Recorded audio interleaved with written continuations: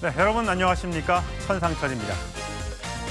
오늘도 뉴스탑10 10가지 주제 준비했습니다. 하나하나 소개해드릴 텐데 오늘 4위 주제 먼저 공개하겠습니다.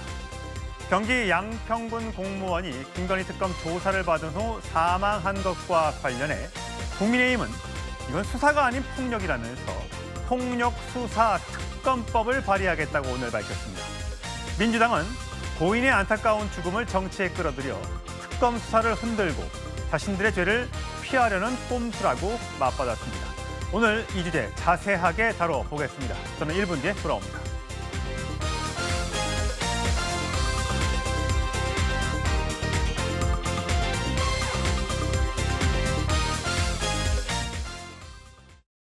네, 일요일 뉴스탑10 12주제 바로 공개합니다. 네, 오늘 첫 번째 주제는요. 온라인 커뮤니티에 올라온 화제의 영상으로 시작해 보겠습니다. 예, 영상을 보면서 설명을 드릴게요. 한 여성이 도로에 뛰어들었습니다. 예, 저렇게 누군가 말리고 있는데 한 여성이 저렇게 도로로 뛰어듭니다. 차가 지나가겠죠. 앞으로 저렇게 뒷짐을 지고 막아서고 있습니다.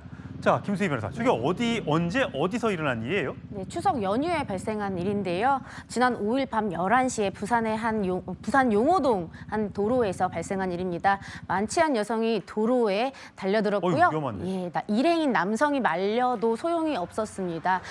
이렇게 차 앞에서 막고, 근데 또 그 차량이 피해가려고 하자 또 막습니다. 예, 매우 위험한 행동이 아닐 수 없습니다. 저런 경우는 이제 뭐 술에 취한 걸로 지금 추정은 되는데 제보자의 주장에 따르면요. 네. 저것도 법적으로는 처벌을 받죠? 예, 당연히 처벌받습니다. 도로교통법에는 도로에서 금지되는 행위가 규정되어 있어요. 저렇게 술에 취해서 갈팡질팡하거나 도로에 서 있거나 앉아 있거나 누워 있을 때에 교통을 방해하는 행위로서 처벌을 하기도 하고요. 좀 더 심하게 되면 형법상 일반 도로 교통방해죄로 처벌받습니다. 저 여성분 그 다음날 잠에서 깼을 때 저 행동을 기억하실지 모르겠어요.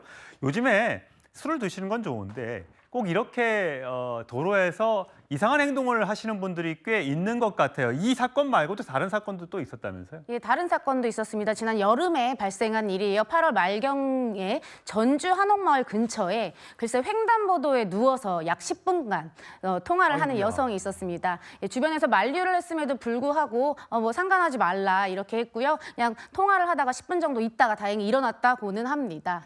이제 저건 법적 처벌을 떠나서 차들이 지나다닐 수 있잖아요. 그러면 차들이 사실 누워있는 사람을 발견하기가 깜깜한 밤에 어렵잖아요. 네, 사실 운전자로서는 예측하기가 매우 어려워요. 그렇기 때문에 운전자에게도 매우 위험한 상황이 될 수 있고 사고 발생 가능성이 있기 때문에 매우 조심해야 됩니다. 절대 저러면 안 되겠죠. 네. 예. 본인만 다칠 수 있는 게 아니라 운전자에게도 위험을 줄 수 있기 때문에 매우 조심해야 할 것 같습니다. 예. 자, 도로에서 벌어진 일이라면 또 어떤 남성은 보니까 길거리 큰 도로를 이렇게 막 횡단하는 영상이 잡혔어요. 저 보면 네, 보시면 한 유튜브 채널에 올라온 영상인데요. 대각선으로 그 반나체의 남성이 걸어옵니다. 지나가던 운전자의 블랙박스에 찍혔는데 매우 놀라서 저 영상을 제보한 겁니다. 예, 이런 경우에도 당연히 처벌 대상이 되고요. 심한 경우에는 실제로 일반 교통방해죄로 처벌될 수 있기 때문에 조심해야 합니다. 도로가 지금 보니까 꽤 넓은 도로 같거든요. 하나, 둘, 셋. 왕복 한 6차선은 돼 보이는데 저렇게 사람이 왕복 6차선이면 저기 시속 제한 속도도 빠르잖아요. 네, 저 도로는 사실 일반적으로 그나마 속도에 제한이 있는 도로기는 했습니다. 예. 그럼에도 불구하고 사실 못 보고 지나칠 수 있어요. 한밤중이기 때문에. 그렇죠. 바지도 까만색이고 네. 웃옷을 벗긴 했습니다만 왼쪽에서 들어오는 저렇게 사람이 들어올 거라고는 상상을 못 하겠죠. 아마 좀 취한 것으로 보여지긴 하는데 운전자로서는 예측할 수 없기 때문에 매우 놀랐던 상황이고요.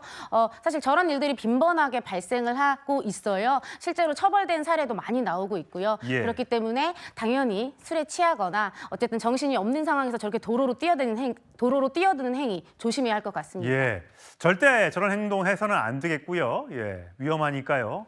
술을 드시더라도 위험한 행동은 자제해 주시길 바라겠습니다. 다음 주로 가겠습니다. 예, 1939년에 태어난 배우 전원주 씨 이야기입니다. 사실 전원주 씨 하면 국민 짠소리로 유명한데 요즘에는 꼭 그렇지도 않은 것 같습니다. 본인이 공개한 영상 먼저 확인하시죠. 이게 제일 시원해. 시원해. 배가 들어가는 것 같아. 운동복 입고 계시니까 엄청 럭셔리해 보여요. 여긴 그냥 못 들러. 입어야 돼.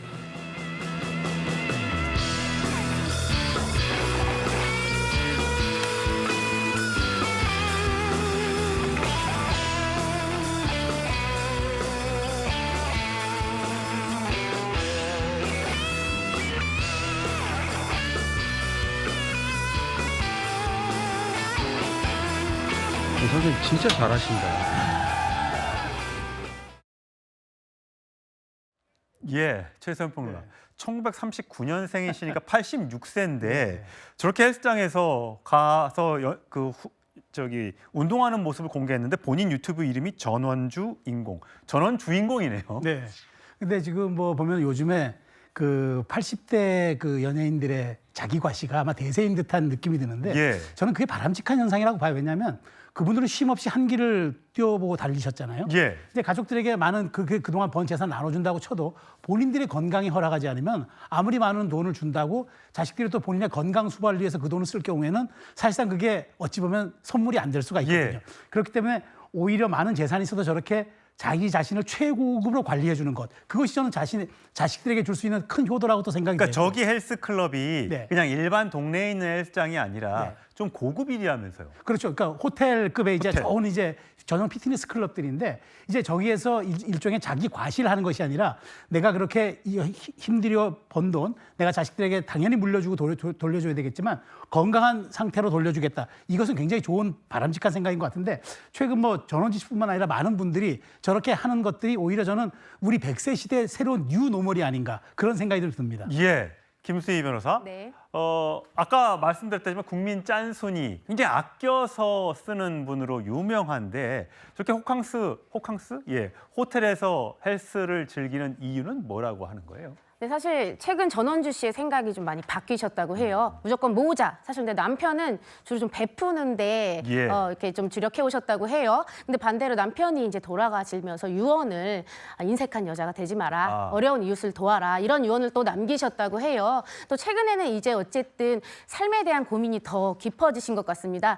변호사를 만나서 유언장도 작성을 하셨는데 유언장에 뭐라고 어떻게 쓰셨대요? 그러니까 사실 유언장을 쓰는 과정도 매우 고민하셨다고 해요. 과연 내가 이걸 지금 해야 되나 말아야 되나. 근데 질문이 당시에 이제 변호사한테 질문이 30억 이상이면 상속세를 얼마나 내냐. 근데 50% 이상 내거든요. 예. 그럼 결국에는 좀 더 가치 있게 쓰자. 자식한테 물려주는 건 난 결국 빈손으로 가지 않느냐. 이런 생각을 하시게 되면서 공연 끝나고 호텔 가서 쉬시기도 하고요. 비싼 중국 코스 요리를 드시기도 하고요. 나를 위한 삶을 위해서도 돈을 쓰시기 시작했습니다. 예.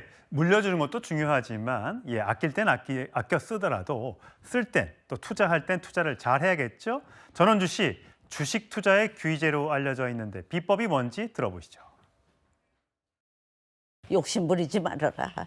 너무 일확천금을 한 시간에 꿈꾸지 말고 찬찬히 올라가는 걸 배우자. 절대 욕심 부리지 말고 안전한 걸로 오자. 안전한 걸로 오자. 빨리 샀다 빨리 팔려고 그러면 안 돼요. 지그시 가지고 있다 만약에 떨어져도 기다리는 거예요. 언젠가는 또 올라갑니다. 네. 이러다 보니까 하나하나 쌓이는 거예요. 예, 김수희 변호사. 네. 하이닉스 주식 요즘에 훨훨 날아가고 있습니다. 반도체 주식이 워낙 좋으니까요. 10년 넘게 보유하고 있는데 안 팔고 있다고 해요. 10년 전에 샀을 때 2만 원대 샀는데 지금 거의 40만 원이 넘었으니까 20배 넘게 올랐다는 거거든요. 네, 전원주 씨가 한 번 사면 안 판다고 합니다. 2010년에 실제로 SK 하이닉스 공장에 가서 투자 설명회를 듣고 해당 주식을 샀다고 해요.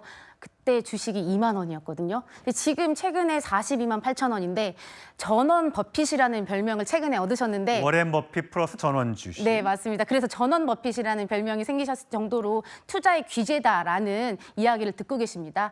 사실 전원주 씨는 금을 사신 걸로도 좀 유명하시거든요. 금도, 예. 예, 2만 원대에 샀는데 지금 최근에 금도 한 40만 원 정도 하시죠. 예. 그래서 사실 이런 투자 자산들을 생각해 보면 전원주 씨의 자산이 얼마일지 좀 많이 궁금해집니다. 예, 투자도 잘하고 예, 소비도 잘하고 연기는 당연히 잘하고, 예, 86세 노익장을 과시하고 있는 전원주 씨 이야기 짚어봤고요.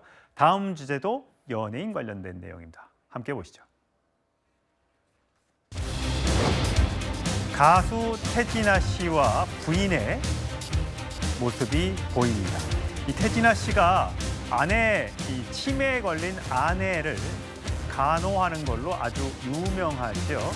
그런데 태진아 씨 최근에 용산의 이태원에 있는 건물을 팔았다고 합니다. 많은 시세 차익을 남겼습니다만 그렇게 마음은 기쁘지 않다고 하는데 왜 그럴까요? 목소리 들어보시죠. 태진아가 너무 헌신적으로 하더라. 너무 힘들지 않을까? 저는 그 사람한테 그렇게 해야 돼요.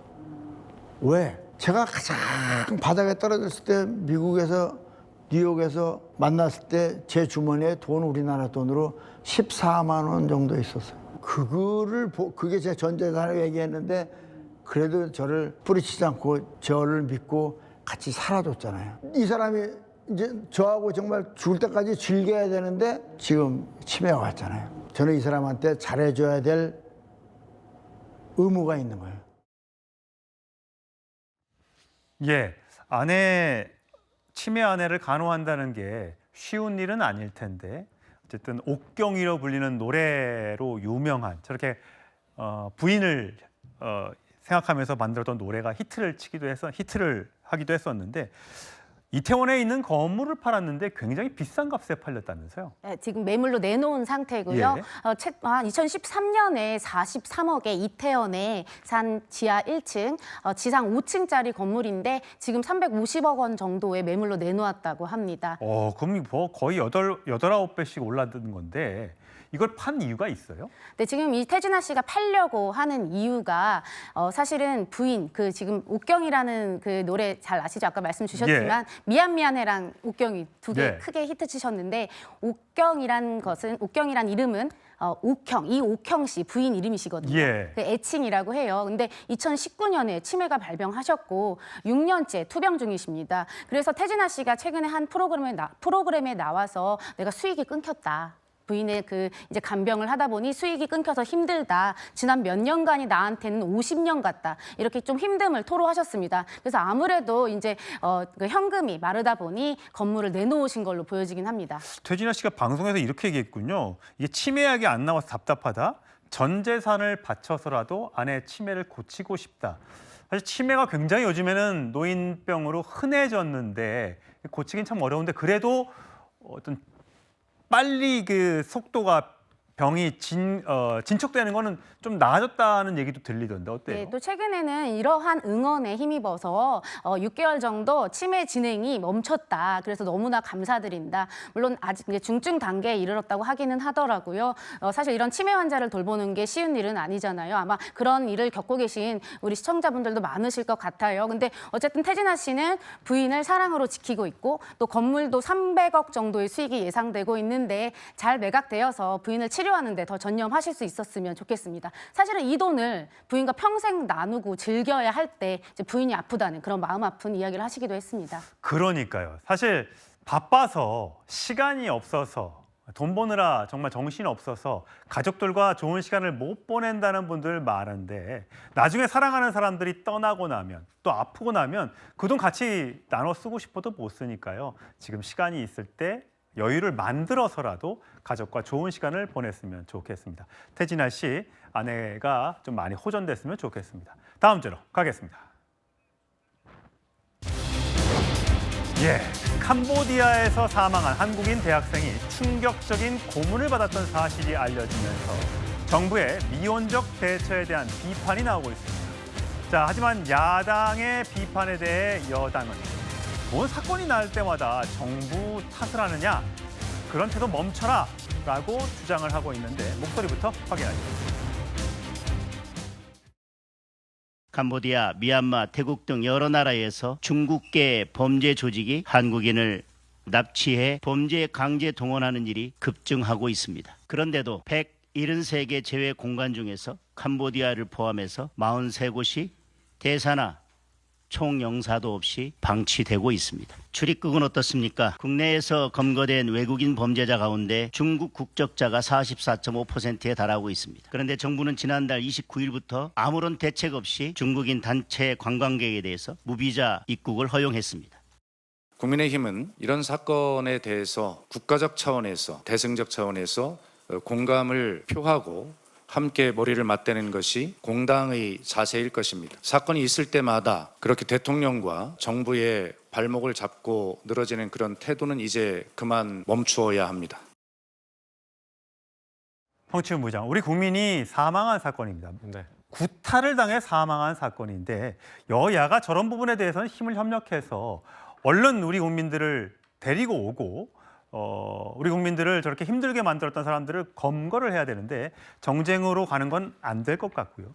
일단 지금 여러 언론을 통해서 증언들이 나오고 있는데요. 이 160일간, 그러면 벌써 5개월도 넘는 기간 동안 감금을 당했다는데 일을 할 때도 잘 때도 수갑을 차고요. 쇠파이프로 구타를 하고요. 기절하면 얼굴에 물 뿌리고 전기 충격기로 깨우고 또 때리고 이런 지옥 같은 생활이 계속됐다는 거예요. 자, 같은 이 사망한 대학생과 같은 곳에서 감금됐다는 이 생존자의 증언을 들어보니까 이 대학생이 너무 맞아서 걷지도 못하고 숨도 못 쉴 정도였다라고 증언을 하고 있어요. 그러니까 지금 2025년에 저런 일이 벌어질 거라고는 상상하기 어려운 것들이잖아요. 그러니까 대부분 저기 감금되어 있는 분들이 취업 사기 당한 분들이거든요. 그러니까 고수익 알바, 그러니까 단기간에 많은 돈을 벌 수 있다라는 유혹에 빠져서 넘어갔다가 막상 가보니 뭐 보이스피싱 이런 거를 하도록 하는 곳이다 보니까 안 하겠다고 하면은 지금 우리가 봤던 것처럼 쇠파이프로 구타를 하고 전기 충격기로 기절을 시키고 다시 물 뿌려서 또 다시 구타를 하고 이런 식으로 하는 겁니다. 그래서 또 일을 할 때는 또 도망갈 수도 있으니 수갑을 채우고 핸드폰은 뺏긴 상태고 이런 상태에서 사실상 감옥 같은 곳에서 불법적인 일에 동원이 되는 것이죠.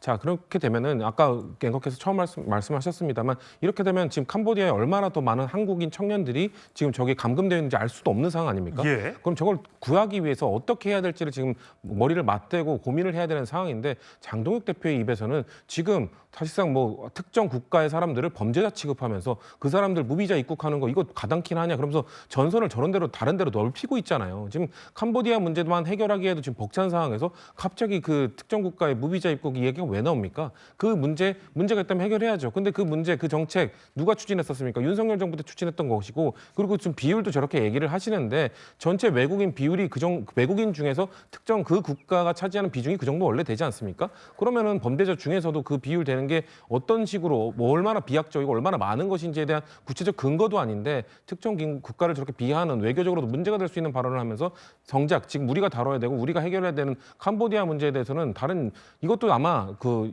민주당 책임일 것이다. 민주당 책임이다. 이렇게 얘기할 겁니다. 지금 그게 지금 할 소리입니까? 저는 이거에 대해서 국민의힘이 정말 이 문제 해법에 대해서 빠르게 제안을 하고 대안을 하는 것이 국민들이 원하는 그 모습일 거라는 말씀 드리고 싶습니다. 예.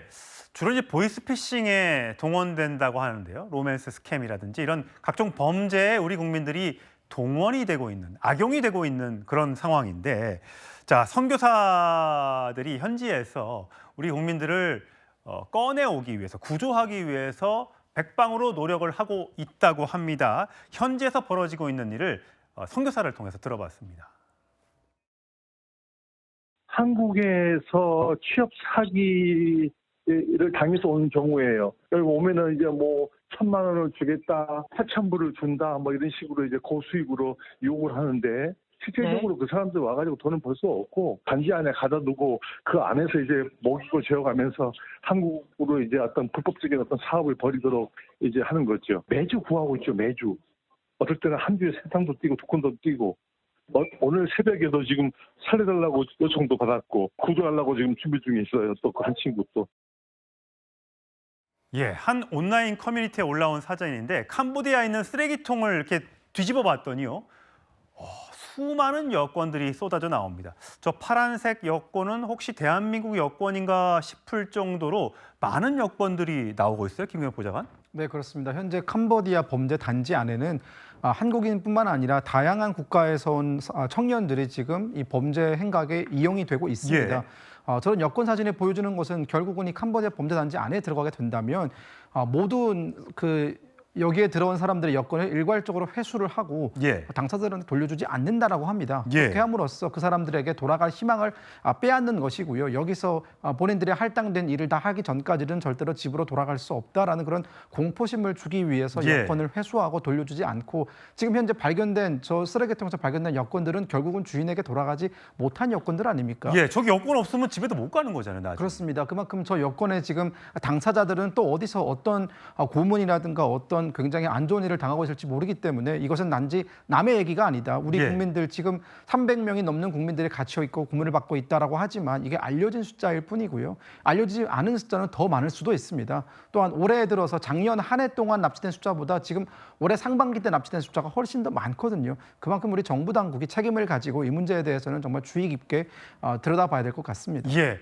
아까 좀 전에 보여줬던 그 카톡 비슷한 거, 텔레그램 메시지입니다. 그게 이제 구조 요청을 하는 건데 사실 구조되려면 직접 신고를 해야 된다고 해요. 그래서 현지 경비폰이라 시간도 촉박하고 할 수 있는 게 없습니다. 그러니까 남의 휴대전화, 본인 거는 없으니까요. 그 현지 경찰의 휴대전화를 빌려서 한 번에 구조가 안 되면 목숨이 위험해서 이렇게 방송사 프로그램과 대사관에 꼭 전달을 좀 부탁해달라. 나중에 살해할 테니까 꼭 좀 구해달라. 이런 얘기를 남의 휴대전화를 가지고 몰래 지금 메시지를 보내고 있는 거예요.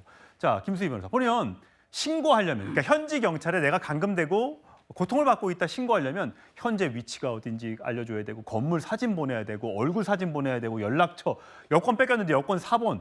이게 무슨 어디 해외여행 갈 때 뭐 대사관에 제출하는 것도 아니고 이런 걸 어떻게 제출하라는 얘기예요? 사실 법의 한계인 것 같습니다. 지금은 말씀 주신 대로 이 신고 중심의 대응을 하기 때문에 재외 공간이 움직이고 있지를 않아요. 신고가 있지 않은 이상. 근데 저런 상황에서 사실 어떻게 신고를 제대로 할 수 있겠습니까? 바깥에 도움을 요청하거나 해야 되는데 사실 그것도 쉽지 않아서 이번에 사실 사망한 그 캄보디아에서 사망한 대학생도 저희가 8월 9일 날 정부 작전이 들어가서 구출이 14명이 됐어요. 근데 8월 8일 날 사망했거든요. 예. 결국 긴급하게 움직여지지 않은 그런 방치되는 상황 때문에 결국 한 젊은 대학생이 목숨을 잃게 된 겁니다. 하루만 일찍 가서도 구출할 수도 있겠네요. 맞습니다. 그래서 관련법에 지금 한계인데요. 최근에 박찬대 의원실에서 그래서 재외국민 보호를 위한 영사조력법 개정안을 대표 발의했는데요.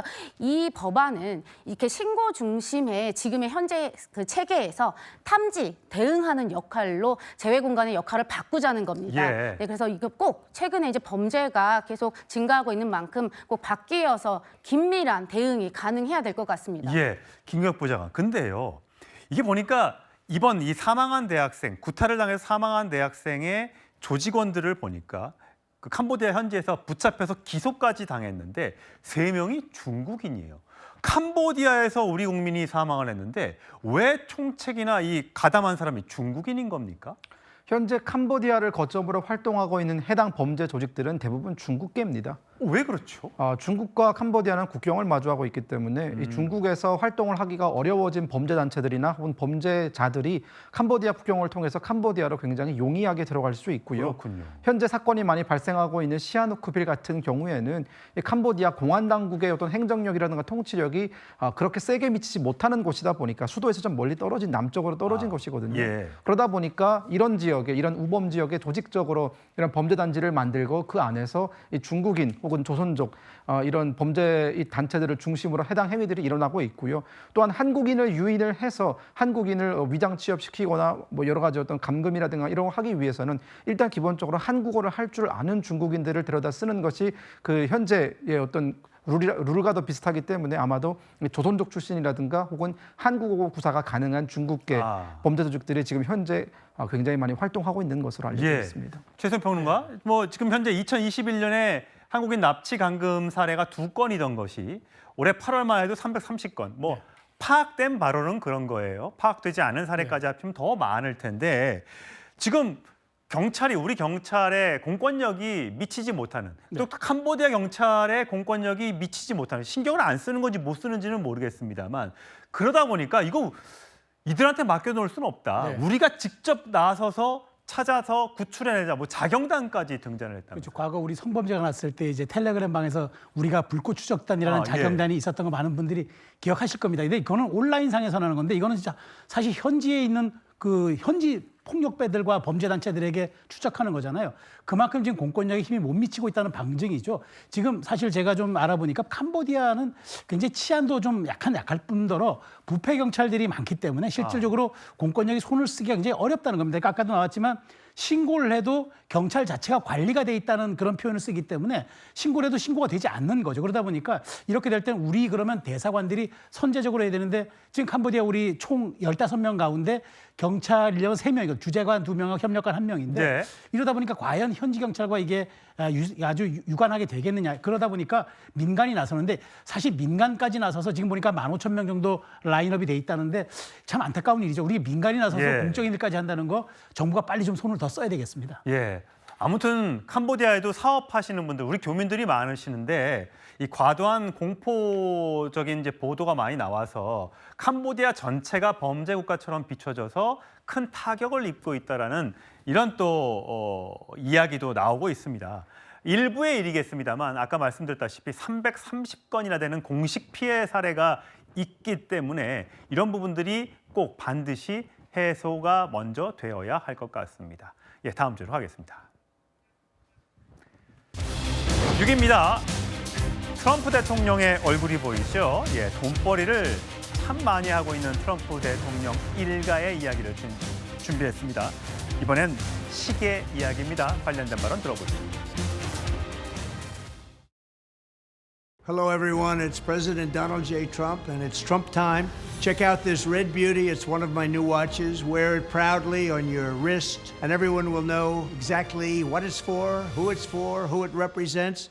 It's really going to be something special. It's for your favorite president. 보통 우리나라 같으면 대통령 시계를 만들어서 이제 지지자들이나 사람들한테 선물용으로 쓰는데 저거는 판매용인데 자. 시계 또 팔아서 280만 달러 벌었다고 하고 운동화 향수 팔아서 250만 달러, 그다음에 책 팔아서 300만 달러. 우리 돈으로 144억 원. 뭘 팔아가지고 번 돈만 그래요. 자, 저 시계는 저건 또 어떤 걸로 파는 거예요? 누가 파는 거예요? 네, 트럼프가 파는 겁니다. 트럼프 와치인데요. 무려 한 70만 원대부터 1억까지 다양한 상품이 있다고 합니다. 예. 어떻게 보면 정치를 사업화하는 트럼프, 최근 관세 협상도 비슷한 것 같은데요. 정치를 사업으로 이렇게 승화하는 트럼프 특유의 그 기술이 나오고 있는 것 같습니다. 최근에 사실 연방정부가 셔다운하는 상황에서도 또 신제품을 발표했어요. 그렇죠. 네, 그래서 광고를 계속 올리고 있고요. 이제 다양한 모델의 다양한 또 특히 Fight, fight, fight. 작년 유세 때 이제 총격을 당하면서 외쳤던 구호거든요. 예. 네, 그래서 Fight, fight, fight 워치를 계속해서 공개하면서 또다시 신상품을 팔고 있는 트럼프입니다. 시계 이름이 555 워치예요. 예, 뭐 잘 맞고 뭐 비싼 이런 게 아니라 싸우자. 예, 이런 글귀가 들어가 있는 시계를 판매해서 또 막대한 수익을 올리고 있다고 하는데 이게 뭐 트럼프 대통령뿐만 아니라 장남과 차남은 가상화폐로 돈을 벌고 있다고 하고 또 손녀딸도 지금 돈을 벌고 있다는데 그건 또 무슨 얘기예요? 예, 사실 좀 그 손녀가 미인이긴 하더라고요. 이제 이 백악관을 배경으로 본인의 이름을 딴 브랜드, KT라는 그 브랜드를 골프 선수죠? 아닙니다. 저희 지금 트럼프의 손녀입니다. 그러니까 예. 트럼프 손녀가 네. 아마 골프 지망생으로 알고 있는데 백악관 앞에 저도 잔디밭 가봤지만 저기서 저렇게 할 수 있어요? 지금 저렇게 입고 있는 티셔츠가 바로 그 카이 트럼프의 브랜드를 단 티셔츠고요. 옷을 홍보하고 있는 겁니다. 아, 옷 홍보예요. 네. 지금 저 티셔츠를 입고 백악관이 배경이에요. 그래서 백악관에서 어떻게 밝혔냐, 문제가 되는 거 아니냐 했는데 백악관에서는 뭐 사실 촬영이 금지된 건 없다. 그리고 뭐 백악관이 인증하는 제품이 아니기 때문에 상관없다. 이런 또 입장을 내놨다고 합니다. 미국이니까 가능한 일이 아닐까 싶습니다. 미국인이니까 가능한 게 아니라 트럼프니까 가능한 거 아닌가 싶어요. 역대 어느 대통령이 저런 행동을 했을까요? 자, 막내 아들도 순자산이 2천억? 막내 아들이 이제 갓 대학생인 걸로 알고 있는데 돈을 어디서 났대요? 가상화폐로 벌었습니다. 네, 지금 배런 트럼프는 19살이에요. 대학교 2학년이라고 하더라고요. 암호화폐 사업에 관심이 많았는데 아무래도 대선 이후에, 그러니까 당선 이후에, 아버지의 당선 이후에 그 자산이 급증했다고 합니다. 미국이 전체 사실 암호화폐 사업, 가상화폐 사업에 관심이 많잖아요. 그런 것들도 영향이 미쳤다고 볼 수밖에 없습니다. 예, 참 대단합니다. 임기 1년 차에 뭐 수조 원의 돈을 챙긴 트럼프 대통령. 앞으로 남은 임기가 3년이 넘기 때문에 얼마나 더 많은 돈을 벌지요. 미국인들은 그냥 지켜보고만 있을지 그것도 관전 포인트일 것 같습니다. 다음 주제는 바로 북한 관련 주제입니다. 예, 노동당 창건 80주년을 맞아 어제 열병식이 열렸죠. 공개된 영상이 저렇게 비가 오는 와중에 차력쇼를 펼치기도 했습니다. 화면으로 준비했습니다.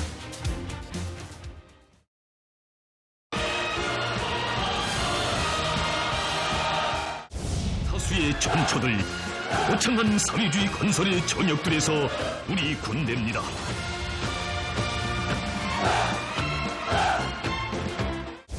언제나 찬란히 빗발칠 위대한 조국의 눈부신 광의를 확신합니다.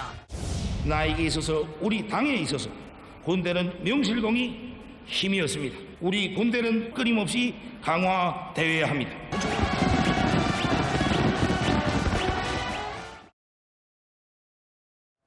예, 북한 주민들이 상당히 많이 동원된 것 같은데, 자, 뭐 차력쇼도 하고요. 예, 저 특수부대 저렇게 불방망이로 머리를 깨는 저런 장면도 나오고요.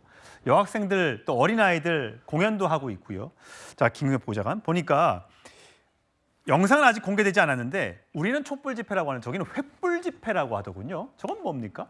네, 그렇습니다. 저 횃불 집회는 역사가 좀 깁니다. 김일성 시대 때부터 북한은 이런 어떤 대규모 군중을 동원한 집회들을 하곤 했었는데요. 그러니까 저게 사람이 만든 거죠? 횃불을 들고. 그렇습니다. 한 사람이 양손에 횃불을 들고 있고요. 그런 어떤 진영을 짭니다. 그래서 이 횃불을 든 사람들로 이렇게 글자도 만들고요. 여러 가지 뭐 그림도 만들고 여러 가지를 만드는데 저렇게 굉장히 큰 그림을 만들어내기 위해서는 보통 한 5만 명에서 10만 명 정도의 군중들이 항상 동원이 되곤 합니다. 사실 저도 한번 서본 적이 있고요. 그래요? 네. 저거 하려면 연습을 얼만큼 해야 돼요? 저 같은 경우에는 한 2개월 정도 했었는데요. 와. 보통의 경우는 한 4개월 정도, 길게는 6개월 정도 연습을 합니다. 와. 저 연습을 할 때에는 김일성 광장에서 연습을 하거나 아니면 김일성 광장의 교통 때문에 연습을 못하게 될 경우에는 평양 근처에 있는 미림 비행장이라는 곳에서 연습을 하는데요. 이 연습에 참여하기 위해서 대학생들도 동원이 되고 고등학생들도 동원이 되는데 수업이 끝나면 바로 연습지로 달려가서 3시간에서 4시간, 길게는 5시간 정도 연습을 하고 그렇군요. 그 과정 속에서 익사병에 걸려서 실려가는 친구들 정말 많이 봤었습니다. 예, 차력쇼 아까 저 잠시 전에 말씀드렸습니다만 비가 오는 와중이어서 열병식을 좀 당겨서 할 거다 뭐 이런 얘기도 있었는데 결국은 당일날 10월 10일 당일날 밤 10시, 8시, 9시, 10시 했단 말이에요. 저렇게 뭐 돌멩이를 내려치기도 하고요. 저런 걸 영상으로 공개했고요. 좀 무시무시한 내용들을 공개를 했고 또 이번에 안 했던 집단 체조도 오랜만에 했다고 하는데 집단 체조는 그게 너무 어린이들, 젊은 사람들을 동원해서 힘들게 한다는 이유로 안 했다고 하는데 갑자기 다시 하게 된 이유는 뭘까요? 아무래도 북한이 올해부터 이제 국경을 다시 전면적으로 개방을 하면서 관광 활성화에 지금 사활을 걸고 있지 않습니까? 북한이 그동안 내세웠던 관광 상품 중에서 가장 중요했던 것이 바로 저 아리랑이라고 부르는 집단 체조였거든요. 예. 그러니까 사실 제 개인적인 입장에서는 북한으로 가는 외국인 관광객들이 저 아리랑 공연을 보는 것에 대해서 그렇게 탐탁치만은 않습니다. 예. 왜냐하면 이미 익히 알려진 것처럼 정말 10대밖에 안 되는 어린 소년들, 10대가 안 된 소년들이 참여하는 경우도 굉장히 많이 있습니다. 예. 저런 소년과 소녀들이 어떻게 보면은 6개월 동안 저런 강제적인 어떤 노동에 동원이 되어서 저 행사가 끝나고 난 뒤에 저 사람들이 받아가는 건 아무것도 없거든요. 그렇기 때문에 철저한 강제 노동이고 어떻게 보면 어린이를 학대하는 수준의 그런 공연들인데 그런 공연을 보는 곳에 돈을 지불하는 그런 행위 자체가 저는 앞으로는 좀 지양되어야 되지 않나라는 생각이 좀 듭니다. 예, 어제 군대가 동원된 열병식이 있었는데 뭐 무기를 떠나서요. 사람이 동원된 걸 좀 보여드릴게요. 예, 칼춤을 추는 군무를 보여줍니다. 예, 여군들이 저거 할 때 굉장히 구두도 높고요. 굉장히 힘들다고 하는데 연습을 꽤 많이 했던 것 같아요. 사실 이 북한의 어떤 군무라든가 혹은 북한의 열병식에서 각도를 맞추는 것은 그들이 어떻게 보면 생명보다 더 소중하게 생각하는 겁니다. 왜냐하면 저기서 틀려버리게 되면 이 본 행사에서 실수가 발생을 하면 엄청난 화상 투쟁을 받거나 아니면 때에 따라서는 혁명화도 갈 수 있거든요. 그렇기 때문에 그런 처벌을 피하기 위해서라도 이런 어떤 각을 맞추는 연습이라든가 높이를 맞추는 연습은 6개월 내내 가장 그들이 중점적으로 중요하게 생각하는 연습이다라고 볼 수 있고요. 예. 저런 우리가 봤을 때는 저렇게 마치 컴퓨터처럼 짜여진 모습들이 어떻게 보면은 본인들에게는 당사자들에게는 굉장히 가혹한 그런 반복된 연습의 결과였다라고 말씀을 드릴 수 있습니다. 예. 군악대 모습도 보이고요. 뒤에서는 또 남자 군인들이 총검수를 하는 모습도 보입니다. 사실 저런 열병식이라는 게 우리가 얼마 전에 중국 열병식도 봤고 얼마 전에 또 러시아 열병식도 봤고 사회주의 국가에서 저런 모습을 보이는 거잖아요. 보여줄 수 있는 게 결국은 오와 열을 맞추고 무기를 공개하고 뭐 이런 것들인 거잖아요. 네, 그렇습니다. 특히 북한 같은 경우에는 올해가 이른바 조선노동당 창건 80주년이 되는 해인데 이 열병식을 이렇게 대규모로 성대하게 열었다라는 것은 사실 북한이 주민들에게 내세울 수 있는 성과가 딱히 마땅치 않기 때문에 이런 열병식을 통해서라도 주민들에게 뭐 국가에 대한 뭐 자긍심이라든가 여러 가지를 고취하기 위한 차원이다라고 해석을 할 수 있고요. 실제로 북한의 올해 경제 지표를 보면은 북한 당국이 올해 초에 공언했던 바와는 다르게 상당 부분에서 많이 미달되는 경향이 보이고 있고요. 또한 올해 6월부터 관광을 활성화하겠다라고 야심차게 뭐 갈마지구 뭐 해수욕장이라든가 이런 것들을 공개를 했지만 생각만큼 관광객이 많이 가지 못했고 특히나 러시아 관광객들도 발길을 끊었거든요. 그만큼 지금 북한은 외화 수급에 어려움을 겪고 있고 그러다 보니까 주민들한테 내세울 것이 없는 상황에서 그나마 할 수 있는 게 매번 이렇게 우려먹는 이런 열병식 같은 것을 통해서 이런 주민들에게 여전히 건재하다라는 것을 보여주기 위한 차원이다라고 말씀드릴 수 있습니다. 예, 최선 평론가. 저기에는 러시아, 또 베트남, 또 중국의 2인자 또는 1인자가 가서 같이 김정은 옆에서 열병식 관람을 했어요. 근데 대통령실에서는 저거는 북한 내부의 행사고 그냥 예의주시하고 있다라고 이야기를 했다고 합니다. 아니 저기 어떻게 동북아 질서를 흔들 수 있는 북한의 아주 전략적 계획에 따른 열병식인데 어떻게 저게 북한 내부의 단순한 행사가 될 수 있죠? 베트남의 국가 주석이 오고 그다음에 중국의 2인자가 왔다는 거는 동북아 질서에서 북한 중심으로 한번 우리가 꾸려보겠다는 메시지를 발신한 거고 더더군다나 지금 러시아와는 그러니까 조선과 뭐 러시아의 조로 협력이라고까지 얘기를 하잖아요. 파병까지 했고요. 얼마나 많은 막대한 혈맹이라고 얘기하지 않습니까? 예. 이런 상황에서 이 행사는 미국을 압박하고 동북아 질서에 대한 북한의 전략적 행보를 드러내는 그런 사안인데 어떻게 북한 내부 행사고 우리가 동태만 주시할 수 있다? 저는 이런 안이한 인식이 굉장히 국민에게 안보에 대한 불안감을 줄 수 있고 어떤 국정에 대한 총괄 책임을 짓고 있는 대통령실의 발언으로 저는 사실 믿겨지지가 않습니다. 예. 마지막으로 김규 보좌관. 그러니까 어제는 딸 김주혜는 데리고 나오지 않았고요. 조금 전 저희가 영상은 좀 찾았습니다만 김여정이라든지 현성월 등등 일부에서 아주 살짝 보이긴 했어요. 저거는 무슨 의도가 있다고 보세요?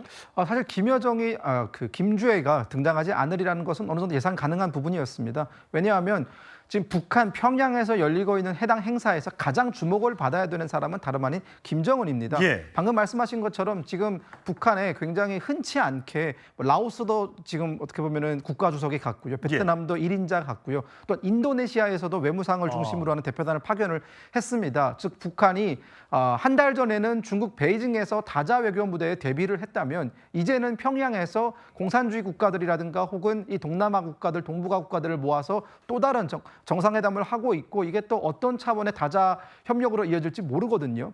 그렇기 때문에 이번 행사는 북한에게는 정말 중요한 행사였고 이런 중요한 행사를 이끌어 나가는 사람은 다름 아닌 김정은이다라는 점을 강조하기 위해서는 김주혜를 대동하는 것보다는 본인이 주석단에 올라서 모든 스포트라이트를 받는 것이 더 낫겠다라는 판단을 했을 가능성이 있습니다. 예, 북한의 열병식 주제까지 짚어봤습니다. 이제 본격적으로 국내 정치권 소식으로 가보겠습니다.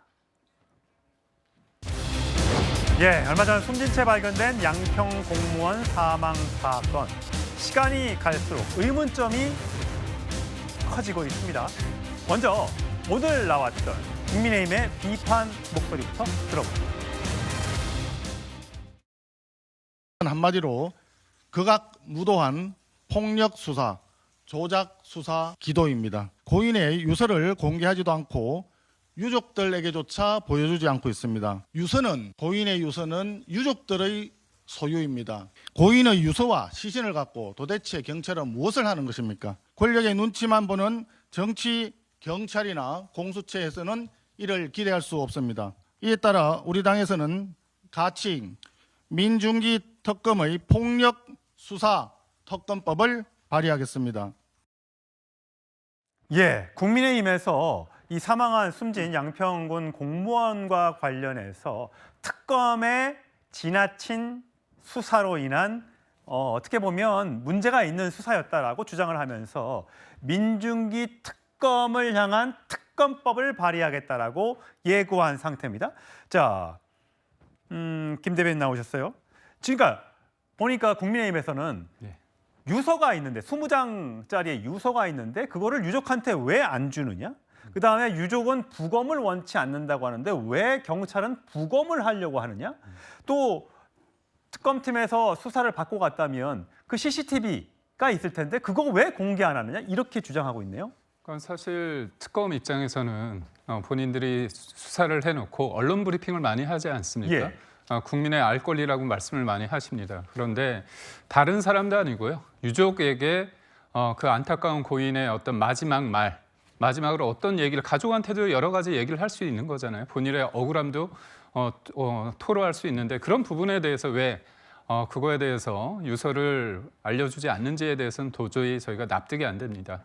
필체 확인을 위해서 뭐 앞부분만 좀 보여줬다는 얘기도 있는데 그거는 좀 봐야겠습니다. 그리고 무엇보다도 이게 메모라는 형식을 통해서 그분이 특검의 수사를 받고 나서 그날의 상황에 대해서 밤사이에 여러 가지 아주 구체적으로 적었습니다. 뭐 팀장이 누구고 수사관이 누군지에 대해도 사실상 적시돼 있거든요. 이 정도 됐으면 제가 볼 때는 특검이 이 관련된 내용에 대해서 본인들의 입장을 밝힐 게 아니라 그 관련된 사람들은 즉시 특검 수사에서 배제를 시켜야 됩니다. 그리고 이번에 국감이 있지 않습니까? 국감에서 관련된 분들이 나와서 본인들이 얘기를 해야 된다고 봅니다. 민주기 특검을 법사위 등에 불러야 된다. 맞습니다. 왜냐하면 특검을 수사한다. 특검으로 수사한다는 건 좀 시간이 걸립니다. 그렇지만 국민들이 알아야 되고 또 이 상황이 단순히 어떤 근거가 없는 상태에서 야당 측에서 일방적으로 문제 제기한 게 아니라 메모를 통해서 많은 분들이 국민들이 알게 됐습니다. 거기에 나오면 한 대목만 제가 소개시켜 드린다면 모른다고 기억 안 난다고 사실대로 말해도 다그친다. 이 내용이 있습니다. 예. 이거는 과잉 수사잖아요. 그리고 압박 수사 아닙니까? 그리고 무엇보다도 이런 특검이 왜 만들어지고 이재명 대통령께서 그리고 민주당이 검찰을 개혁한다는 그 이유가 뭡니까? 검찰의 이런 수사의 이런 만행, 껴맞추기 수사, 그림을 그려놓고 압박하는 그런 수사에 대해서 문제라고 한다면 저는 좀 더 적극적으로 이재명 대통령께서 저는 고인의 빈소에 가는 것도 저는 나쁘지 않았다고 봅니다. 예. 그러니까 본인의 검찰 개혁의 어떤 명분으로서도 충분히 하고 고인의 어떤 안타까움을 그리고 유족들의 그런 안타까움을 본인이 가서 직접 같이 아픔을 같이 하는 것도 저는 대통령으로서 할 도리라고 저는 봅니다. 예. 안타까운 사망 사건이었습니다.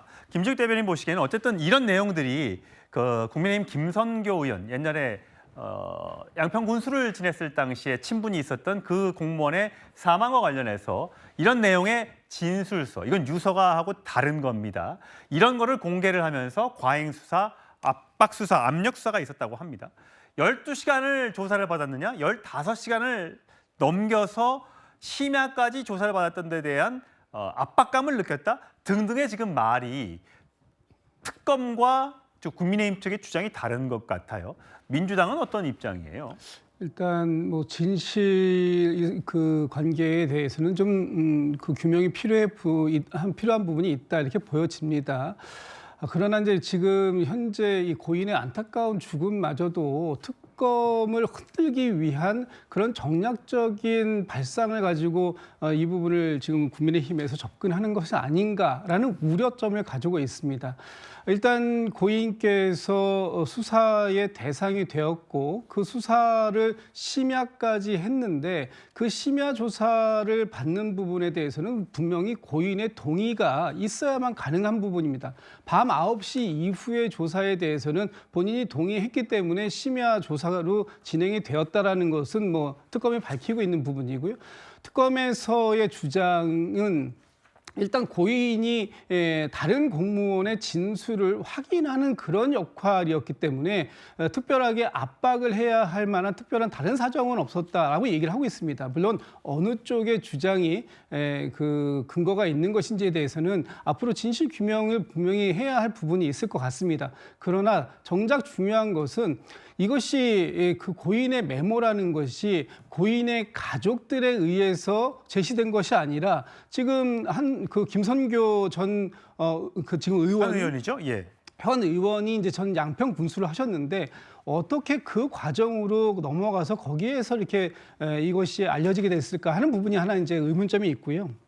그리고 지금 고인 측의 주장도 일부 있습니다만 여러 가지 그 사건 절차들이 마무리되어가는 과정 속에서 고인의 뭐 유서라든지 이런 예. 부분들도 지금 수사가 정상적으로 진행되고 그 과정들이 이제 끝나게 되면 절차에 의해서 유족들에게 전달이 될 것입니다. 지금 이 과정을 너무 크게 부풀리거나 만약 이것을 가지고 특검의 활동에 대해서 발목을 잡거나 또는 특검을 흔들기 위한 그런 수단으로 지금 그 고인의 희생을 이렇게 활용하려고 하는 그런 정치적 의도는 없었으면 좋겠다라는 것이 민주당의 입장입니다. 예. 자, 주진우 국민의힘은 민중기 살인특검의 변명을 탄핵한다. 전체 유서, 20장짜리 유서 공개해라. CCTV도 공개하라. 라고 지금 강도 높게 비판을 하고 있습니다. 과연 민중기 특검이 국정감사장에 나오게 될지요? 그걸 한번 지켜봐야겠죠. 여야의 합의가 있어야 될 텐데 과연 이 당장 내일 시작되는 국감에 증인으로 부를 수 있을지요? 한번 지켜보시죠. 아무튼 양평군 공무원의 사망을 놓고 그 이유를 원인을 놓고 특검과 또 국민의힘과 민주당 생각이 많이 다른 것 같습니다. 그런가 하면 김건희 특검에서도 CCTV는 법적으로 공개할 수 없다. 수사 단계에 있는 서류는 공개하지 않도록 되어 있다. 기소가 되면 그 유서 관련 뭐 이런 등등은 사건 관계자에게 복사해 주는 것이다. 라는 또 입장을 밝히고 있었어요. 한번 좀 지켜봐야 할 것 같습니다. 워낙 첨예하게 맞붙어 있는 상황이라 우리가 뭐가 맞다, 그러다라고 판단하기에는 좀 이를 수도 있어 보입니다. 다음 주로 가겠습니다. 예, 오세훈 서울시장입니다. 예. 내년 서울시장 자리를 두고 벌써부터 범여권의 견제를 받고 있는 오세훈 시장. 요즘에 시민들과의 접점을 넓혀가고 있는 그런 모양새입니다. 화면으로 만나보겠습니다.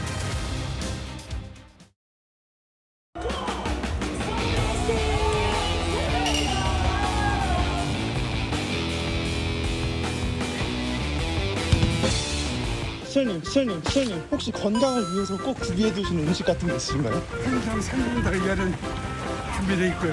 그다음에 야채 스테이크, 홍당무, 오이, 브로콜리 이런 것들 항상 거의 준비되어 있습니다.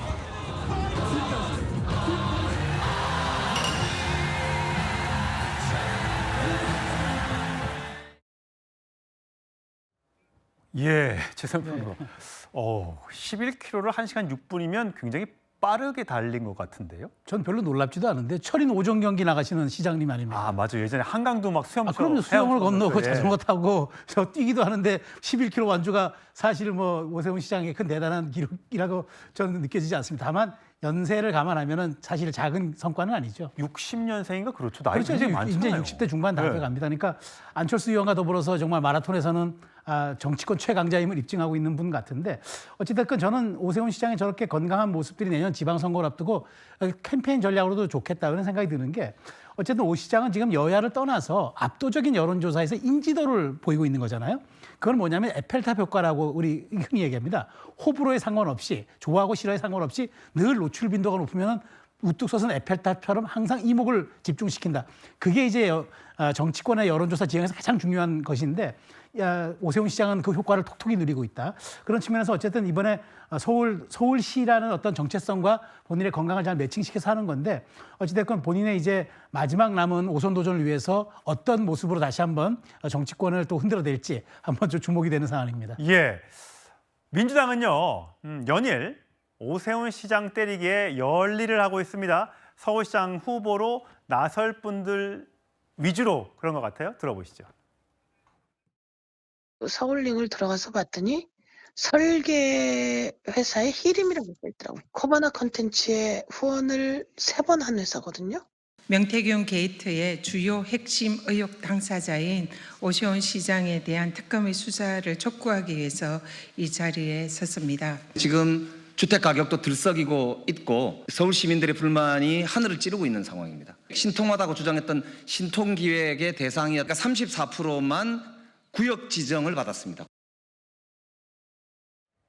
예, 성치훈 부의장. 서영교 의원은 그런 것 같아요. 코바나 컨텐츠와 뭐 관련이 있다라고 하는 거 보니까 김건희 여사와의 관계를 주장하는 것 같고 명태균 특검과의 또 이 의혹을 제기하는 전현희 최고위원도 있고요. 그다음에 박주민 의원은 오세훈 세다는 건 다 옛날 얘기다라고 하면서 주로 많이 하는 얘기가 한강버스 문제 많다. 부동산값 누가 올려놨느냐 뭐 이거 가지고 주로 공격을 하고 있는 것 같아요. 일단 이야기를 하시는 분들이 민주당의 서울시장 후보군이라고 보시면 될 것 같고요. 아마 이 현직 시장이기 때문에 뭐 지금 국민의힘에서도 서울시장을 꿈꾸고 있는 다른 분들도 계시겠습니다만 보통 현직 시장이 뭔가 큰 문제나 지지율이 흔들리지 않을 때는 그렇게 교체되지 않는 경우가 많습니다. 그렇기 때문에 민주당 입장에서는 현직 시장인 오세훈 시장에 대한 공격을 시작으로 뭔가 서울시장 도전에 대한 포문을 열 수밖에 없는 것이라고 보고요. 근데 이 많은 후보들이 근데 고민을 해봐야 되는 것이 서울의 유권자들이 어떤 성향을 보이고 있는가, 어떤 식으로 공격하는 것이 유리할 것인가 이걸 좀 고민을 해봐야 됩니다. 그게 뭐냐면 사실 지난 대선 때, 그러니까 이번 올해 대선 말고 그 한번 지지난 대선까지 넘어가 보면요, 윤석열 대통령과 이재명 후보가 붙었을 때, 이재명 대통령이 붙었을 때 그때 평균보다 서울에서 민주당이 더 많이 졌습니다. 예. 그리고 이재명 후보가 이번에 이길 때도 평균보다는 덜 이겼습니다. 그러니까 서울시의 유권자들은 민주당에 대해서 2번의 대선 연속 많은 지지를 보내주지 않고 계시거든요. 이 말은 지금 민주당이 지금 최근 수년 동안 보였던 좀 강한 민주당, 뭐 강한 모습 이런 거에 대해서 서울 유권자들은 그렇게 우호적으로 보시지 않는다는 것이거든요. 그렇다면 아무래도 중도층 유권자가 서울에는 수도권에는 많은데 특히나 서울에 많습니다. 그렇기 때문에 이 서울 유권자의 표심을 얻기 위해서는 오세훈 시장의 어떤 정책적 부분을 공격을 하고 어떻게 비판을 하고 어떤 식으로 가야 되는지는 저는 어느 정도 그래도 답이 나와 있다고 보기 때문에 민주당 후보군들 중에서도 저렇게 발언을 이제 하시기 시작하는데 그런 것들을 좀 염려해서 공격을 하셔야 되지 않을까라는 말씀드립니다. 김경일 대변인, 지금 후보군들이 여권에서 많죠. 위에 있는 분들이 주로 자천, 타천 또 이미 서울시장 출마를 선언한 분도 계신데 이분들로 안 되겠다 싶으면 김민석 국무총리의 차출, 강훈식 대통령 비서실장도 나올 수 있다라는 얘기가 지금 여권 일각에서 나오고 있는데 가장 문제 공격 포인트를 삼는 게 이제 부동산 문제인 것 같아요. 여권에서는 아니 뭐 임기 넉 달밖에 안 된 대통령이 무슨 뭐 부동산을 잘못해서 뭐 지금 부동산 값이 오르고 있느냐. 이건 오세훈 서울시장 탓이다라고 주장하고 있어요. 자, 거기에 대한 얘기 어떻게 생각하세요? 저희가 문재인 정부 때 너무나 힘들었습니다. 부동산 때문에. 그런데 이재명 대통령께서 대통령이 되고 난 다음에 부동산 집값이 많이 오르고 있습니다. 참 안타까운 게 부동산 집값을 잡기 위해서는 수요와 공급이란 그 원칙, 시장 논리를 해야 되는데 여전히 세제나 아니면 대출 그런 쪽으로 이거를 하려고 하는 마음이 있습니다. 이재명 대통령께서는 지난 5월 달에 강남 터미널에 가서 내가 집값을 세금으로 잡지 않겠다 이렇게 공공연하게 말씀하셨습니다. 왜냐? 중도에 있는 분들 입장에서는 문재인 시즌2 되는 거 아니냐 그런 얘기를 했죠. 근데 참 재밌는 게 한 2달 전인가요? 김영범 정책실장이 그런 얘기를 했습니다. 이재명 당시 후보가 얘기했던 거는 공약도 아니고 약속도 아니다. 그냥 하신 말씀이라고 이렇게 딱 하는 겁니다. 그래가지고 그때 뉴스가 많이 나왔거든요. 근데 지금 사람들이 시장에 있어서 공급을 많이 하겠다고 얘기를 했음에도 불구하고 사람들이 믿지 않는 겁니다. 지금 대출 규제와 공급 확대 한 2번의 그 부동산 대책이 나왔죠? 2가지 어떤 공급 대책이 나왔는데도 불구하고 사람들이 느끼기에는 이게 실현 가능한가? 특히나 LH가 중심으로 한다고 했을 때 사람들이 원하는 장소에 원하는 어떤 아파트의 어떤 사이즈 그리고 원하는 가격으로 나올 수 있겠는가에 대한 의심이 있는 거거든요. 부동산 정책에 있어서 가장 중요한 거는 그 정부의 신뢰입니다. 그렇지만 문재인 정부나 그리고 이재명 정부의 어떤 부동산 정책에 대한 신뢰가 없기 때문에 사람들이 나중에 살 사람도 지금 아니면 기회가 없다. 그래서 미래의 어떤 수요가 현재 수요까지 더해지면서 부동산 가격이 오르고 있는 거거든요. 그런 측면에 있을 때 저는 이재명 대통령께서 본인이 선거 때 얘기했던 것처럼 세금으로는 안 한다. 이걸 명시적으로 하면서 앞으로 공급을 이런 식으로 하겠다는 걸 해야 되는데 결국은 세금으로 집값을 잡을 것 같다는 그런 어떤 두려움이 있기 때문에 그 전에 우리가 사야겠다 그런 생각을 하기 때문에요. 예. 제가 볼 때 이거를 오세훈 시장의 탓으로 돌리기에는 한계가 명확하고 마지막으로 한 말씀 드리자면 문재인 정부 때 박원순 시장과 문재인 정부의 그 어떻게 보면 콜라보가 그때 부동산 시장을 굉장히 안 좋게 만들었습니다. 그때 뉴타운의 출구 전략에 있었을 때 박원순 시장 때는 일종의 도심 재생으로 했는데 원하는 방식의 그런 것들이 아니었기 때문에 외면을 받았습니다. 예, 아마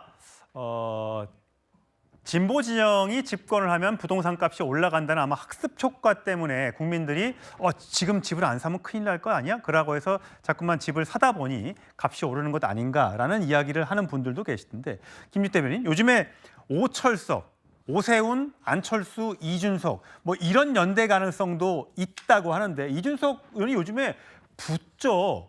국민의힘과 가까운 뉘앙스의 발언을 많이 하고 있는데 이런 얘기도 했어요. 계엄 국면이 안 끝났으면 이재명 대통령부터 예능에 나가지 말라. 자신들이 웃고 떠들 때는 K푸드, 남들이 지적할 때는 계엄 국면인데 한가하냐고 하는 거는 신호등에 빨간불, 파란불 둘 다 켜는 것이다 라고 이야기가 있습니다.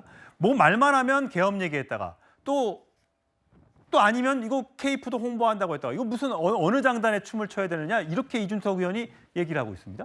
이준석 대표도 뭔가 어딘가에 숟가락을 얹고 싶으신데 제대로 되는 건 없는 것 같습니다. 이준석 대표가 내년 지방선거를 위해서 당을 정비하는 일에 먼저 나서야 되는데 아마 개혁신당 자체로만은 내년 지방선거를 임하기가 어려우니까 국민의힘과의 일정한 연대를 꾀하는 것이 아닌가라고 보여지고요. 특히 서울, 경기, 경기도에 지금 안철수 의원이 이제 유력하게 출마가 거론되고 있지 않습니까?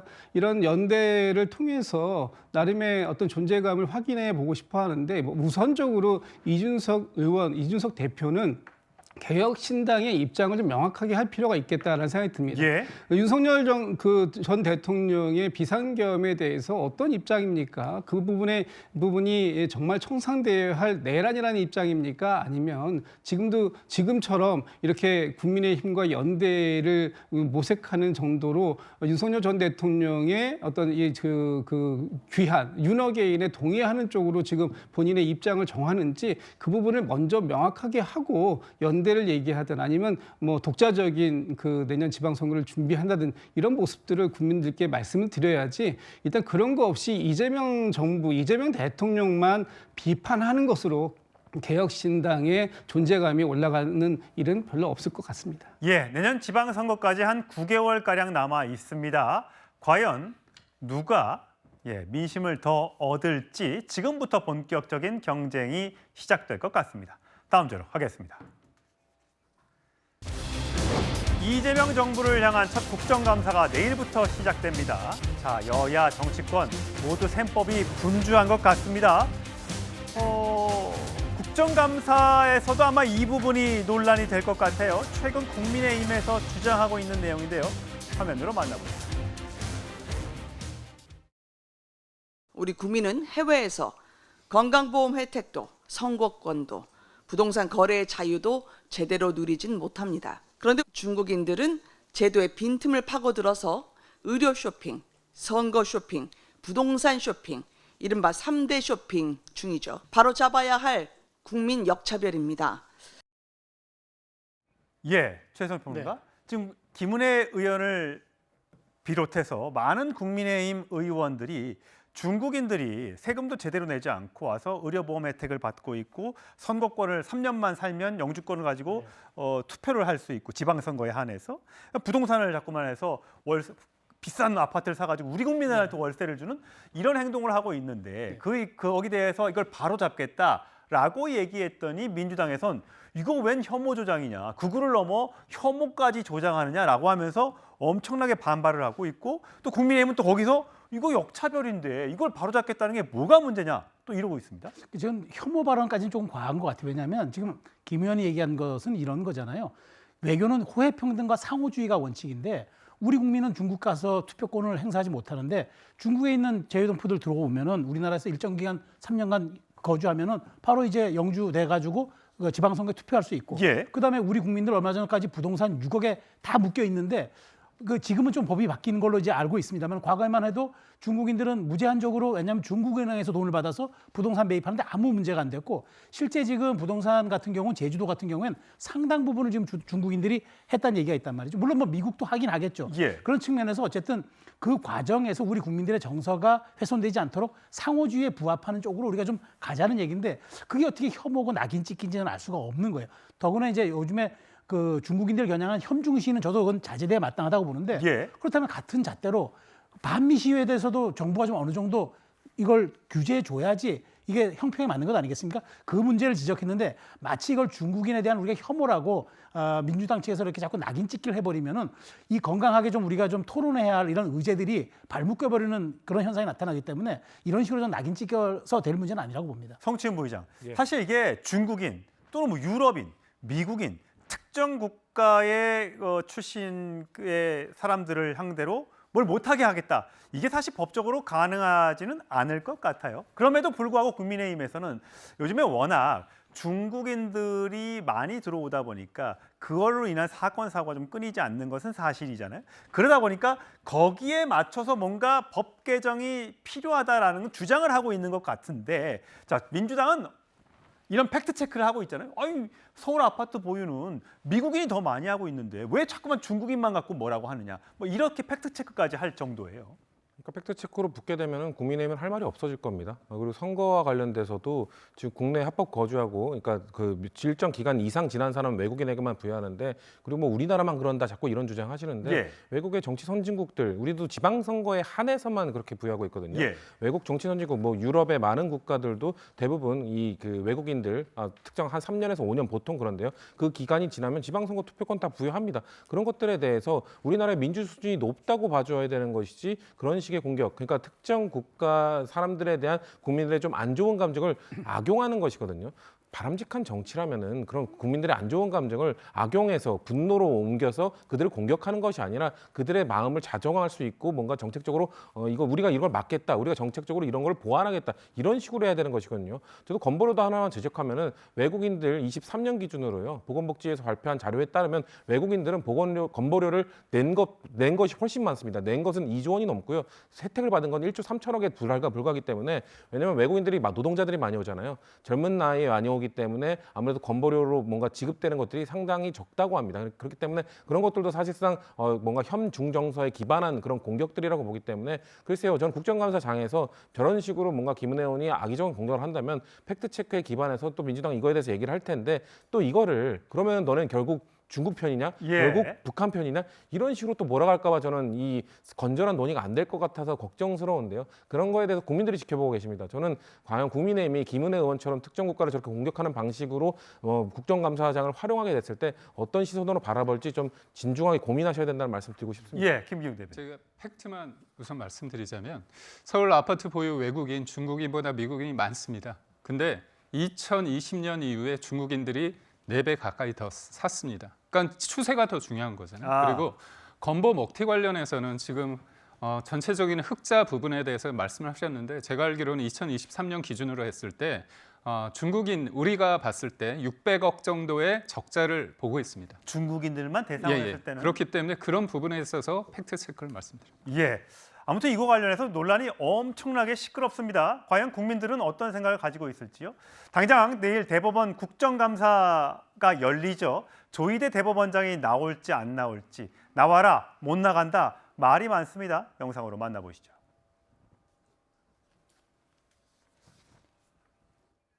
이재명 대통령에 대한 납득할 수 없는 신속한 파기환송의 과정을 국민은 알고 싶어 합니다. 이에 대해서는 왜 한마디 말이 없습니까? 이렇게 무도하게 대법원장을 불러내는 것, 결국 자신들의 폭정과 실정은 감추고 그 뒤로는 이재명 대통령 5개 재판 무죄 만들고 내란문이 몰이 정치 수사 유죄 판결문 찍어내기라고 보입니다. 이번 주에 국회의 국정감사에 책임 있게 임하기를 다시 한번 촉구합니다. 사법개혁이 아니라 사법 말살입니다. 사법 말살의 책임은 침묵하는 대통령에게도 있습니다. 예, 조희대 대법원장 안 나오면 동행명령까지 할 수 있다. 라고 얘기하고 있고요. 정청래 오늘 민주당 대표는 이렇게 얘기를 했더군요. 예. 그래픽 4번을 좀 보여주세요. 헌법과 양심에 따라 판결했겠나 국민의 인식은 아니올시다. 나도 그렇게 생각한다. 자, 김주익 대변인 이 발언 어떻게 보세요? 지금 조희대 대법원장을 왜 이렇게 국회가 출석까지 요구하고 일반 증인까지 채택했는가 하는 부분에 대해서 많은 국민들께서 동의하시는 부분들이 있는 거예요.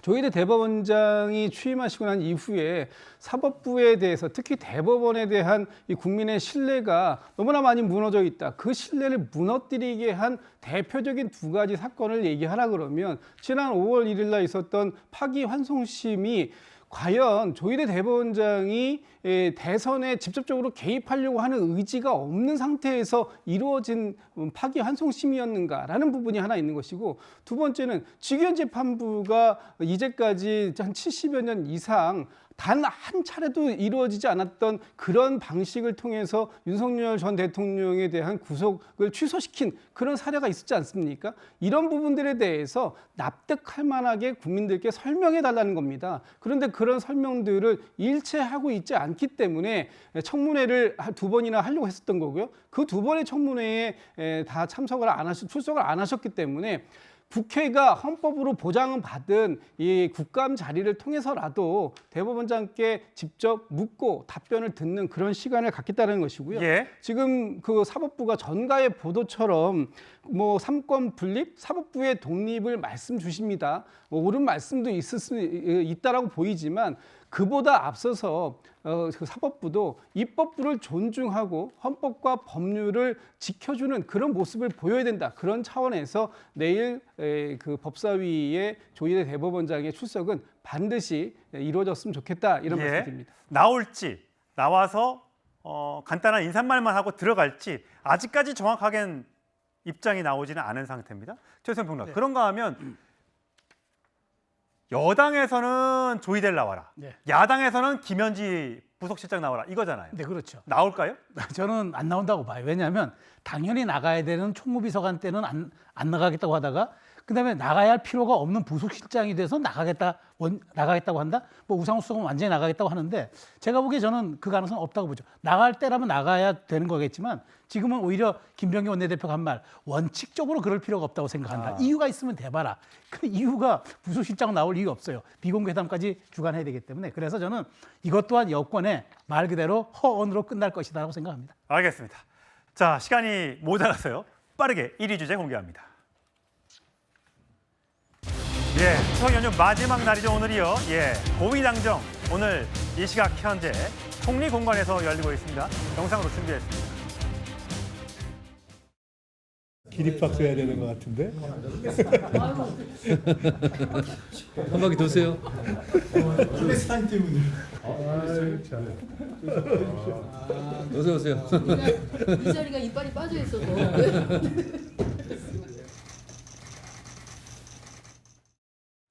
성춘 부의장? 예. 우상호 정무수석이 그랬잖아요. 뭐 시끄럽지 않게 하는 개혁 방식이 필요하다. 당정 온도 차날 때 있는데 참 그때 난감하다라고 얘기했어요. 오늘 우상호 수석도 저 현장에 지금 가 있는데 뭔가 조율이 좀 되겠습니까? 조율이 될 거라고 보고요. 이렇게 저는 엇박자라고는 표현을 하시는데 원래 당정이 한 목소리 내면 당을 향해서 대통령실에 여의도 출상소라는 비판을 하시고 또 다른 목소리를 내면 엇박자라는 비판을 하시고 이건 집권 여당의 숙명인 것 같습니다. 그렇기 때문에 저는 건전한 당정 관계를 구축하고 있다. 수평적 당정 관계를 구축하고 있다는 말씀을 드리고 싶고요. 이렇게 이견 당연히 표출될 수 있죠. 이견이 있을 때 결국 하나의 목소리로 모아내는 과정 그걸 위해서 오늘 당정 협의를 한 거 아니겠습니까? 그 이후에도 뭔가 계속해서 다른 목소리를 내게 된다면 엇박자 아니냐 이렇게 비판하셔도 되는데요. 앞으로 우리 그 당정이 어떻게 그 협의안을 내가는지를 좀 봐주시면 이것이 좀 건전한 관계라는 걸로 국민들도 인식해 주실 거라 생각합니다. 김기우 대변인 30초만 드릴게요. 네. 이번 주 중 부동산 안정 추가 대책 발표한다고 해요. 뭐가 될 것 같으세요?